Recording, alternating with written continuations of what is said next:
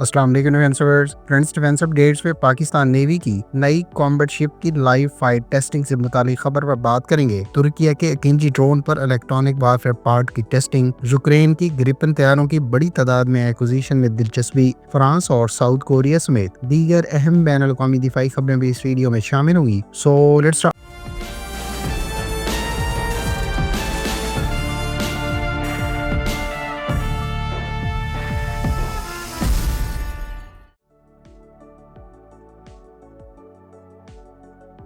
Friends, Pakistan navy के लिए तुर्किया की जानिब से तैयार की जाने वाली बाबर क्लास की एक और शिप के लाइव फाइट टेस्ट ट्रायल्स मुकम्मल कर लिए गए हैं। तुर्क कंपनी असफात की जानिब से जारी करदा प्रेस रिलीज के मुताबिक पाकिस्तान नेवी के लिए तैयार की जाने वाली बाबर क्लास की इस दूसरी कॉर्वेट, जिसको पाकिस्तान के मिलगम प्रोजेक्ट के तहत तैयार किया गया है, इसने हाल ही में अपने लाइव फाइट ट्रायल्स मुकम्मल किए हैं। ख्याल रहे कि PNS खैबर जो इस सिलसिले की दूसरी शिप है, इसे तुर्किया में तैयार किया गया है, जबकि पाकिस्तान तुर्किया के ताउन से PNS बदर और PNS तारिक को मकामी सतह पर ट्रांसफर और टेक्नोलॉजी के तहत तैयार कर रहा है। बाबर क्लास की पहली शिप PNS बाबर इस वक्त पाकिस्तान नेवी में एक्टिवली सर्व कर रही है और इस पर एयर डिफेंस रोल्स में MBDA के तैयार किए जाने वाले Albatross NG surface to air missile system और 76 मिलीमीटर की मेन गन के अलावा शिप की प्रोटेक्शन के लिए तुर्क साख्ता close in weapon systems, radar और दीगर सब सिस्टम्स इस्तेमाल किए जा रहे हैं। PNS खैबर पर हालिया लाइव फायर ट्रायल्स में यकीनी तौर पर इसके surface to air missile system, main gun और कॉम्बैट मैनेजमेंट सिस्टम की इन वेपन सिस्टम्स के साथ इंटीग्रेशन, रेडार सिस्टम्स की टारगेट एक्विजिशन और टारगेट को इंगेज करने की कैपेबिलिटीज को टेस्ट किया गया है। ख्याल है कि पाकिस्तान नेवी इन शिप्स पर मकामी सतह पर तैयार किए जाने वाले एंटी शिप क्रूज मिसाइल को इस्तेमाल करने का मंसूबा रखती है। ताहम अभी तक ये वाज़ेह नहीं कि पाकिस्तान नेवी इन शिप्स पर बाबर क्लास के सबसोनिक क्रूज मिसाइल या फिर स्मैश क्लास के सुपरसोनिक क्रूज मिसाइल का इस्तेमाल करती है।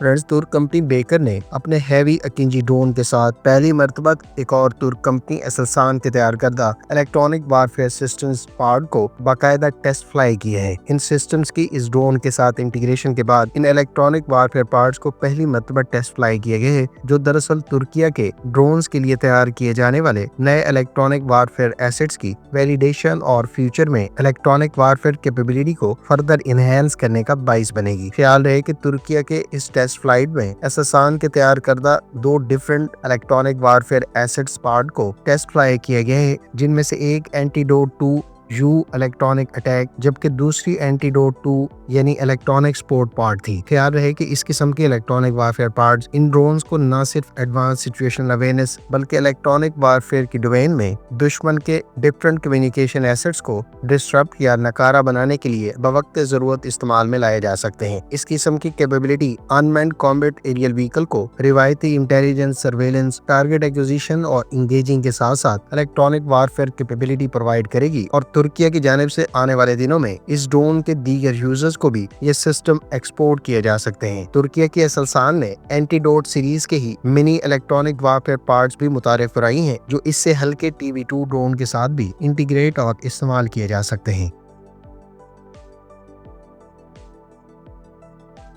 फ्रांस के बारे में इतलात हैं कि फ्रेंच कंपनी डसू एविएशन से मजीद 61 रफाल फाइटर जेट अक्वायर करने से मुतालिक प्रिपरेशन कर रहा है। फ्रांस की जानिब से अपनी आर्म फोर्सेस के लिए मजीद 61 रफाल फाइटर जेट की एक्विजिशन इसके मौजूदा और नियर फ्यूचर में इंडक्ट किए जाने वाले रफाल फाइटर जेट फ्लीट को काफी हद तक एक्सपेंड कर देगी। ख्याल रहे कि फ्रेंच आर्म फोर्सेस इस वक्त रफाल के 2 डिफरेंट वेरिएंट्स इस्तेमाल कर रही हैं, जिनमें से रफाल C को एयरफोर्स वर्जन के तौर पर जबकि रफाल M को मेरीन या कैरियर बॉन्ड वर्जन के तौर पर इस्तेमाल किया जा रहा है। फ्रेंच आर्म फोर्सेस के ज़ेरे इस्तेमाल इस वक्त रफाल फाइटर जेट के मौजूदा एसेट्स और नियर फ्यूचर में इंडक्ट होने वाले तैयारों की टोटल तादाद 225 है, जबकि नए ऑर्डर के साथ ये तादाद 286 हो जाएगी। रफाल को दुनिया के top tier 4.5 generation twin engine fighter aircraft में शुमार किया जाता है और फ्रांस इस फाइटर एयरक्राफ्ट के साथ अपने air launch nuclear capable missile को भी डिप्लॉय करने के लिए इस्तेमाल करता है। हाल ही में डसू ایویشن کی جانب سے مصر کی جانب سے دوسرے بیچ کے آرڈر کیے جانے والے 30 رفال فائٹر جیٹ کے سلسلے کے ابتدائی طیارے ڈیلیور کیے گئے ہیں۔ ادھر انڈیا بھی اپنی ایئر فورس کی ریکوائرمنٹ کے پیش نظر بڑی تعداد میں رفال فائٹر جیٹ کی ایکوزیشن پر غور کر رہا ہے، تاہم اس بارے میں فارمل ڈیل ابھی طے پانا ہے۔ فرینڈز، اگر آپ رفال فائٹر جیٹ کی ڈیولپمنٹ ہسٹری، اس کے تمام تر سسٹمز، ویپنز اور اس طیارے کی کیپیبلٹیز کے بارے میں تفصیلات جاننا چاہتے ہیں تو اس ٹاپک پر ہماری کمپریہنسو ویڈیو کا لنک آپ کو اینڈ اسکرین پر مل جائے گا۔ فرینڈز، ساؤتھ کوریا نے اپنی نیوی کے لیے مزید 6 نئے maritime patrol year craft کی انیشیل ریکوائرمنٹ کو آؤٹ لائن کیے ہے۔ ساؤتھ کورین سورسز کے مطابق ساؤتھ کوریا کی نیوی 6 مزید نئے maritime patrol aircraft acquire کر سکتی ہے اور اس مقصد کے لیے بوئنگ کے P-8A ایمبریئر کی جانب سے پرپوز کیے جانے والے ڈیزائن کے ساتھ ساتھ کوریا ایروسپیس انڈسٹریز کی جانب سے بھی اپنا میری ٹائم پیٹرول ایئر کرافٹ اس مقصد کے لیے آفر کیا جا سکتا ہے۔ ساؤتھ کوریا پہلے ہی بوئنگ کے تیار کردہ P-8A پوسائیڈن میری ٹائم پیٹرول ایئر کرافٹ استعمال کر رہی ہے، جبکہ ساؤتھ کورین نیوی کی جانب سے 2018 کے کانٹریکٹ کے تحت ٹوٹل 6 P-8A سب مرین ہنٹرز امریکی کمپنی بوئنگ سے آرڈر کیے گئے تھے اور اس سلسلے کا ابتدائی بیچ ساؤتھ کوریا کو 2024 میں ڈیلیور کیا گیا تھا، جبکہ مزید 3 کی ڈیلیوریز بھی 2024 کے اینڈ اور 25 کے اوائل کے لیے پلان تھی۔ ہماری انڈرسٹینڈنگ کے مطابق ساؤتھ کوریا کی جانب سے اپنی نیوی کے لیے بوئنگ کے ہی P-8A پوسائیڈن میری ٹائم پیٹرول ایئر کرافٹ کی ایکوزیشن متوقع ہے، کیونکہ سروس اس سے پہلے ہی بوئنگ کے تیار کردہ ان طیاروں کو استعمال کر رہی ہے۔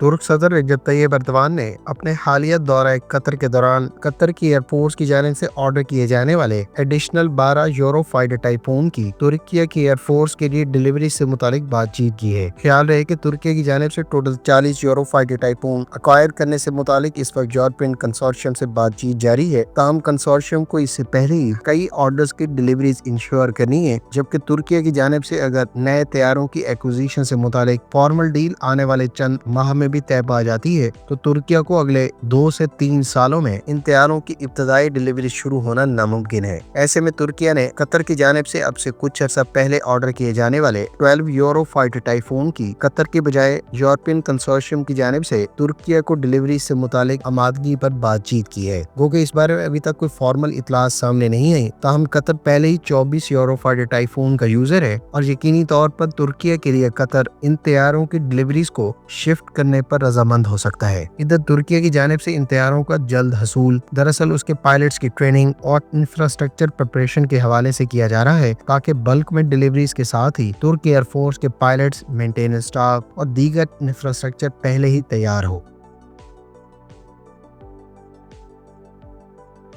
فرینڈز، اب سے 2 روز پہلے پاکستان نیوی کی یرموک شپ نے عریبین سی میں ڈپلائمنٹ کے دوران بہت بڑی تعداد میں میری ٹائم سیکیورٹی آپریشن کے دوران منشیات کو ضبط کیا ہے۔ پاکستان نیوی کی یرموک شپ دراصل سعودی عربیہ کی نیوی کی جانب سے لیڈ کیے جانے والے CTF 150 یعنی کمبائنڈ ٹاسک فورس 150 کے تحت کام کرتے ہوئے شمالی بحیرہ عرب میں انسداد منشیات کا ایک بڑا آپریشن کنڈکٹ کیا، جس کے نتیجے میں 972 ملین امریکی ڈالرز مالیت کی منشیات کو ضبط کیا گیا۔ اس شاندار کامیابی کو علاقائی میری ٹائم سیکیورٹی، عالمی امن اور سمندر میں غیر قانونی اسمگلنگ کے خلاف اجتماعی جنگ کے لیے پاک بحریہ کے عزم اور غیر متزلزل عزم کو اجاگر کرتے ہوئے پوری دنیا میں سراہا گیا ہے۔ فرینڈز، یہ تھیں آج کی ڈیفنس اپڈیٹس۔ امید ہے اس ویڈیو سے آپ کی معلومات میں اضافہ ہوگا۔ ملتے ہیں نیکسٹ ویڈیو کے ساتھ، اپنی دعاؤں میں یاد رکھیے گا۔ اللہ حافظ۔ پاکستان زندہ باد۔